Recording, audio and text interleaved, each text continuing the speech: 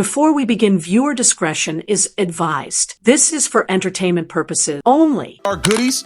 We already let the Golden State Valkyries take Timmy Fag Benlay when we should have protected and kept her. Y'all dropped the ball on that one. Straight up dropped the ball on that one. So, hey, listen to us. We know what's best. You can feel it. Something inside the Indiana Fever has shattered. The locker room isn't just divided. It's on fire. And Sophie Cunningham just blew the lid off everything. No filters, no PR masks, just truth.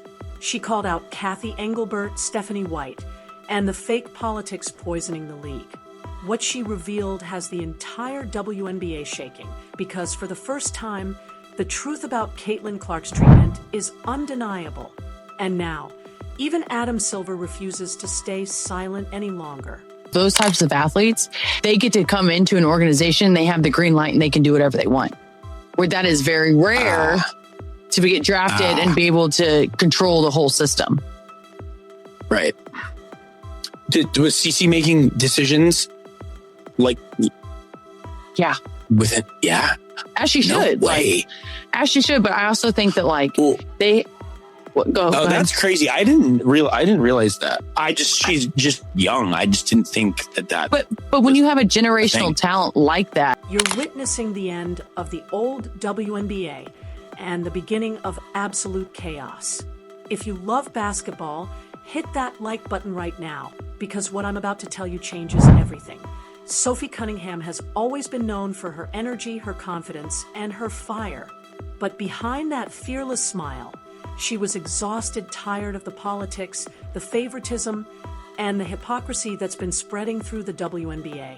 When she joined the Indiana Fever, she thought it would be a fresh start, a chance to build something authentic around Caitlin Clark. Instead, she found a system designed to control, not inspire. Behind closed doors, Sophie saw it all: how Caitlin was singled out, how head coach Stephanie White's vision was constantly undermined, and how Commissioner Kathy Engelbert's silence spoke louder than any statement. And then Sophie had enough. She went public.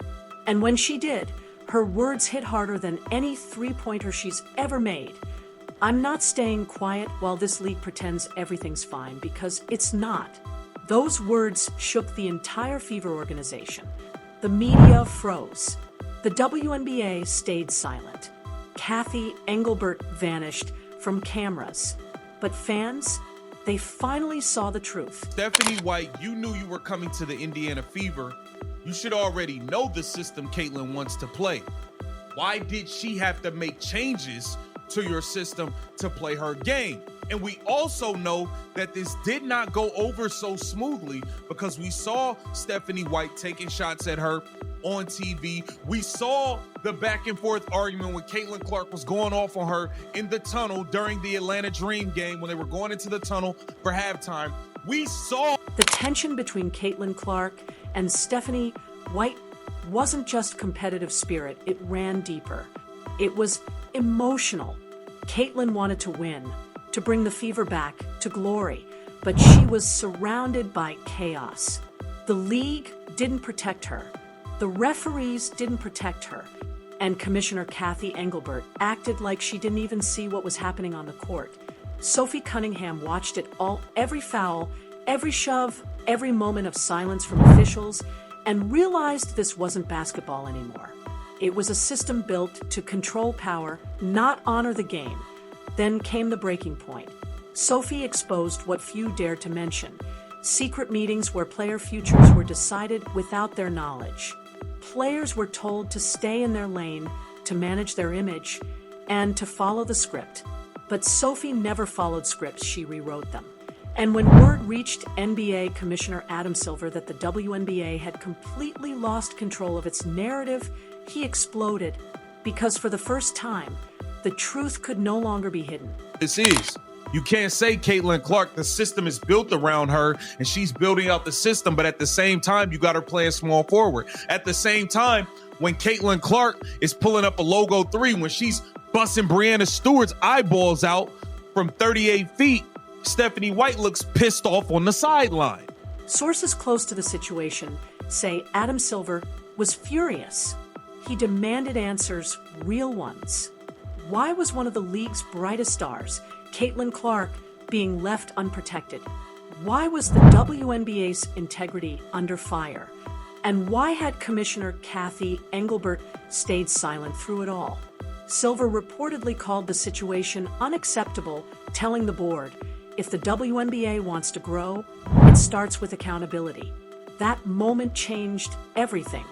Kathy Engelbert, once calm and composed, suddenly found herself under pressure from every direction: fans, players, sponsors, and now even the NBA itself. But Sophie Cunningham didn't back down. She doubled down. She exposed what she'd seen, and she refused to let the truth be buried any longer. I'm not afraid of the truth, Sophie declared, because when you silence players for speaking out, you're not protecting the league, you're killing it. That line hit fans straight in the heart, because deep down, everyone knew she was right. Now, the Indiana Fever stand at a crossroads. The WNBA expansion draft is coming. And the question isn't just who they'll protect, it's why. Will they finally build around Caitlin Clark, the player who changed everything? Or will politics, power, and pride destroy what could have been a legendary era in women's basketball? Reports say the Fever plan to protect 6 players, 6 core names they believe can carry the franchise forward. But Sophie's message still echoes. If the culture doesn't change, no amount of talent will matter. Caitlin Clark can drop 30, 40, even 50 points a night, but she can't carry a team that's broken from within.